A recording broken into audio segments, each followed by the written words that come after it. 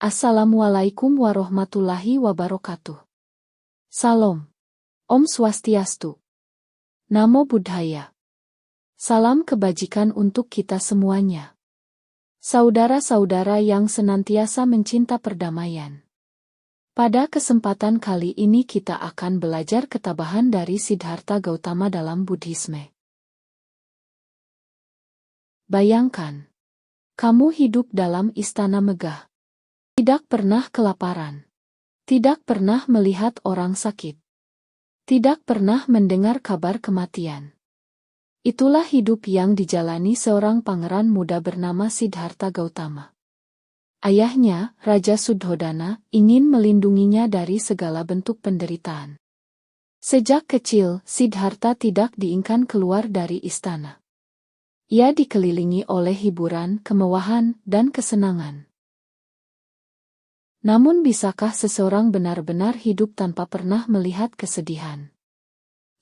Suatu hari, ketika usianya 28 tahun, Siddhartha menyelinap keluar dari istana untuk pertama kalinya. Dan di sanalah ia melihat 4 pemandangan yang mengubah hidupnya selamanya. Seorang lelaki tua yang berjalan tertatih, tubuhnya lemah, punggungnya bungkuk. Seorang pria sakit yang terbaring lemas, tak berdaya. Sebuah jenazah yang diiringi oleh keluarga yang menangis penuh duka. Dan terakhir seorang pertapa yang tampak damai meski hidup dalam kesederhanaan. Pikirannya terguncang. Apakah aku juga akan menjadi tua, sakit, dan mati? Jika begitu, untuk apa semua kesenangan ini? Disitulah perjalanan ketabahannya dimulai.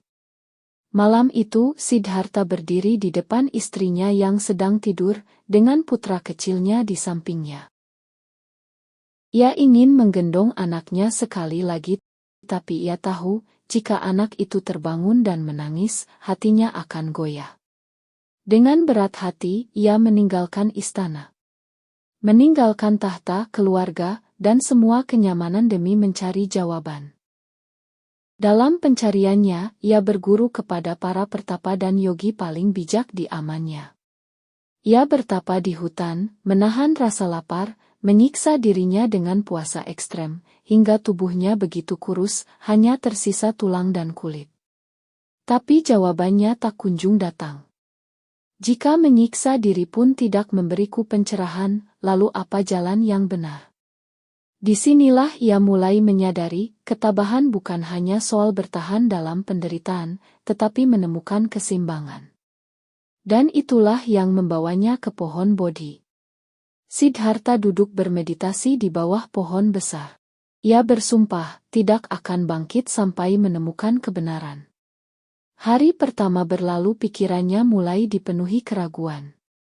Apakah aku akan gagal lagi? Apakah aku hanya membuang waktu? Hari kedua datang godaan. Bayangan mara sang iblis penggoda muncul. Ia mengirimkan ilusi keindahan, wanita-wanita cantik, istana megah, dan semua kesenangan duniawi. Kembalilah ke istana, Siddhartha. Kau punya segalanya di sana. Tapi Siddhartha tidak bergerak. Hari ketiga. Marah-marah. Ia mengirimkan pasukan raksasa, badai, petir, dan ketakutan. Pergilah. Kau tidak akan pernah mencapai pencerahan.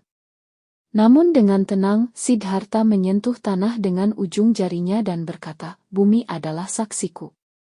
Dalam sekejap, ilusi itu menghilang. Mara kalah. Dan ketika ajar menyingsing, Siddhartha telah tercerahkan. Ia bukan lagi seorang pangeran yang mencari jawaban. Ia telah menjadi Buddha, yang memahami bahwa penderitaan datang dari keinginan, dan kebahagiaan sejati hanya bisa dicapai dengan kebijaksanaan dan keseimbangan. Dari kisah ini, ada 3 pelajaran besar tentang ketabahan yang bisa kita ambil. Pertama, ketabahan bukan berarti bertahan dalam penderitaan tanpa arah. Siddhartha menyadari bahwa menyiksa diri tidak akan membawanya pada pencerahan. Kita pun harus belajar mencari keseimbangan dalam menghadapi tantangan hidup. Kedua, godaan akan selalu ada. Seperti Siddhartha yang digoda oleh Mara, dalam hidup kita pun sering dihadapkan dengan pilihan antara menyerah atau bertahan. Yang terakhir, setiap kesulitan adalah bagian dari perjalanan. Bayangkan jika Siddhartha menyerah dan kembali ke istana, ia tidak akan pernah menjadi Buddha. Begitu pula dalam hidup kita, setiap rintangan bisa menjadi pintu menuju kebijaksanaan jika kita tetap tabah menghadapinya. Sekarang, mari kita lihat bagaimana ketabahan Siddhartha bisa diterapkan dalam kehidupan nyata. Kisah nyata, Nick Ujicic. Ada seseorang yang lahir tanpa tangan dan kaki. Namanya Nick Ujicic. Sejak kecil, ia mengalami banyak penderitaan, diintimidasi, merasa tidak berharga, bahkan sempat ingin mengakhiri hidupnya. Tapi suatu hari, ia menyadari sesuatu. Jika aku terus menangisi hidupku, aku tidak akan kemana-mana.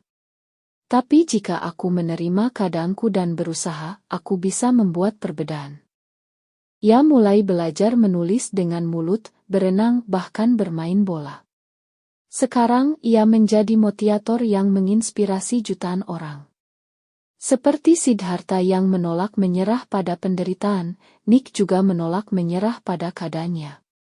Dan mungkin kita juga bisa begitu. Jika kisah ini menginspirasimu, jangan lupa untuk like, share, dan subscribe agar tidak ketinggalan kisah-kisah inspiratif lainnya. Terima kasih sudah menonton, dan sampai jumpa di kisah berikutnya.